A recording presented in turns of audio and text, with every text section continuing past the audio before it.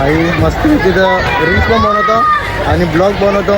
तरी इंस्टाग्रामला फॉलो करा आणि यूट्यूब चॅनलला सबस्क्राईब करा. नक्की भरपूर सपोर्ट करा भावाला. आणि गाईज आपला भाऊ आहे यूट्यूबवर चांगले व्लॉग्स वगैरे बनवतो अक्षय तांबे म्हणून.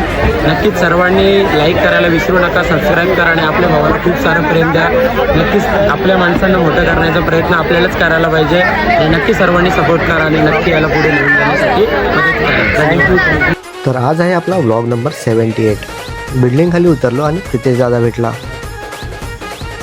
आणि आज आपलं शूट होतं ऑर्केस्ट्राचं. संध्याकाळी निघालो म्हणजे 100% आपल्याला ट्रॉफी भेटणारच होती. आणि हे जे लोक रॉंग वेनी गाड्या चालवतात त्यांच्यासाठी कमेंटमध्ये 2 शब्द तुम्हीच लिहा.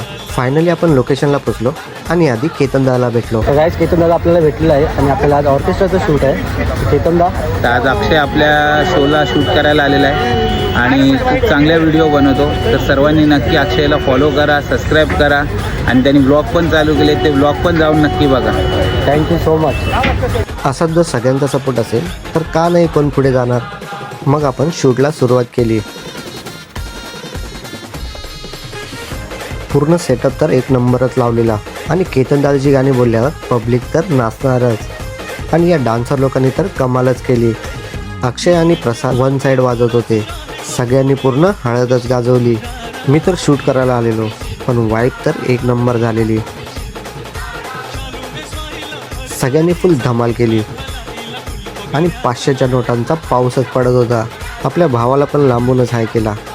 मग आपण निघालो घरी कारण दुसऱ्या दिवशी आपल्याला सकाळी शूट होतं. तर गाईज पोचलो आपण आता घरी आणि भेटूया आपण पुढच्या ब्लॉगमध्ये. तोपर्यंत बाय बाय.